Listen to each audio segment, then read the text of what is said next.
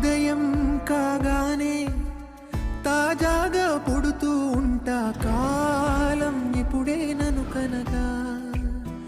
అనగనగా అంటూనే ఉంటా,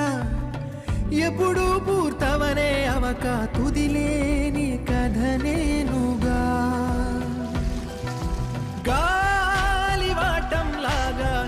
ఆగే అలవాటే లేక కాలు నిలవదు ఏ చోట, నిలకడగా ఏ చిరునామా లేక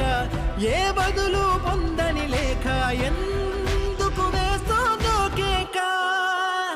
మౌనంగా నా